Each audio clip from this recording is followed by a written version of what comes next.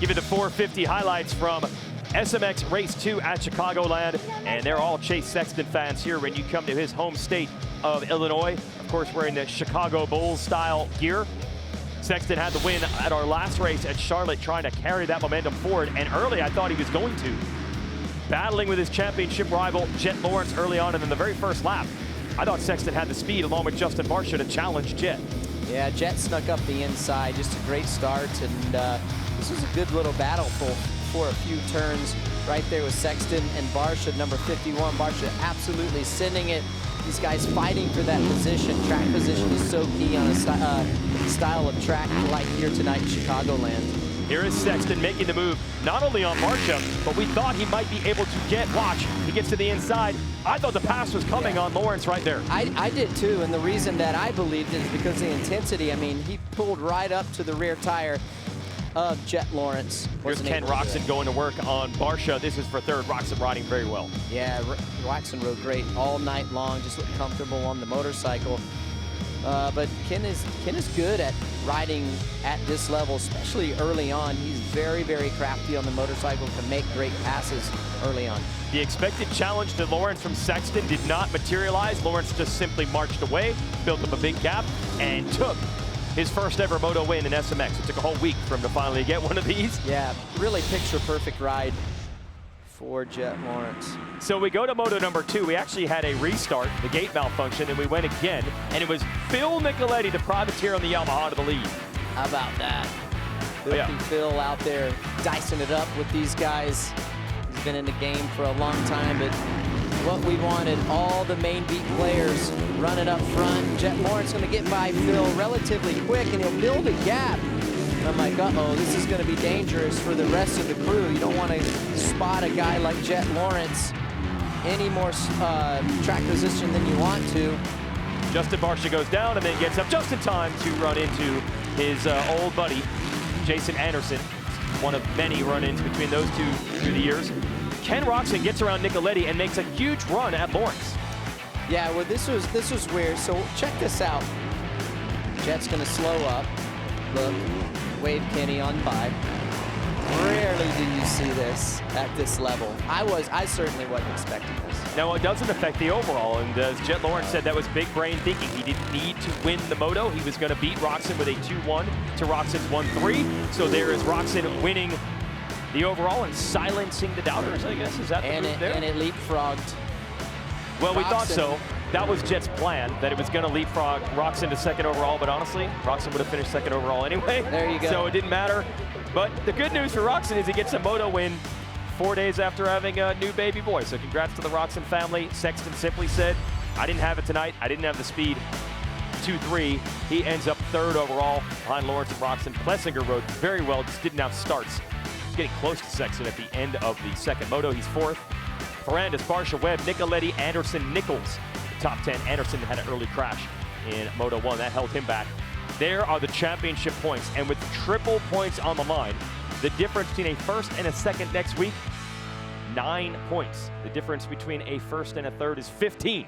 So Roczen, Lawrence, Sexton, depending on the order of those three, any one of them could be our $1 million champ. I mean, they could, and that's what's been so exciting. Not even for the 450, but the 250. But talking about the 450, I mean, it's game time. The guy who makes the least amount of mistakes and gets the best starts is going to be the SMX World Champion.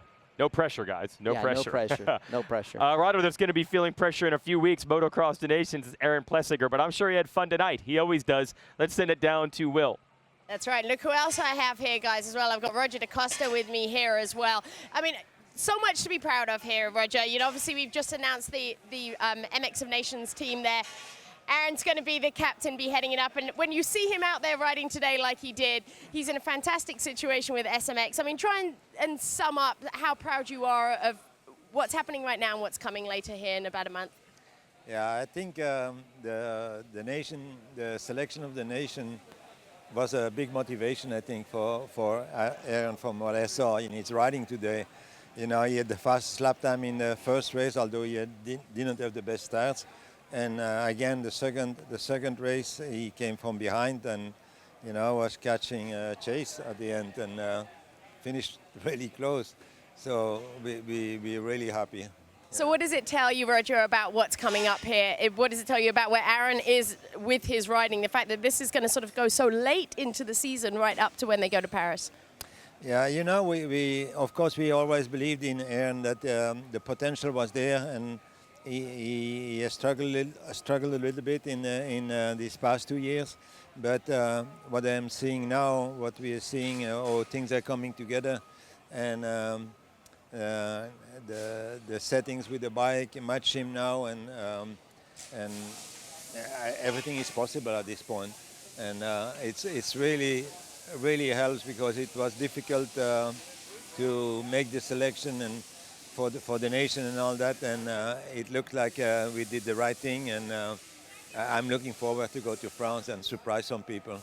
I think you guys will. Aaron, you can hear Roger's words there. Obviously, it means a lot to you to know what he thinks about the decision to send you over there, and obviously how you're riding right now. You and I were talking earlier, and what a lead in this is for you, you know, just to keep that momentum going there. So how much does it mean to be doing what you're doing right now and leading up to it?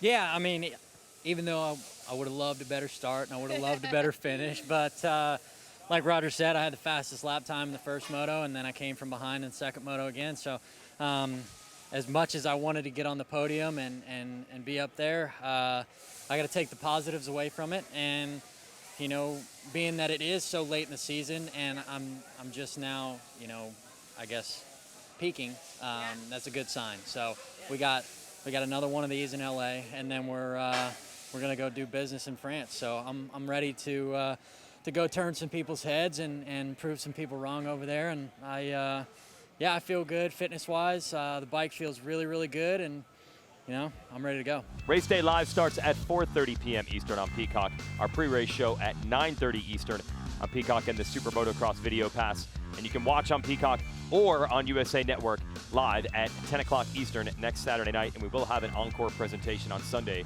on NBC. There is the first place trophy in the 450 class tonight, which is the property of Jett Lawrence. Now, when we talk about going to the Coliseum, and we talk about how historic, another historic moment, this is your first Supercross ever took place there. It was 1997.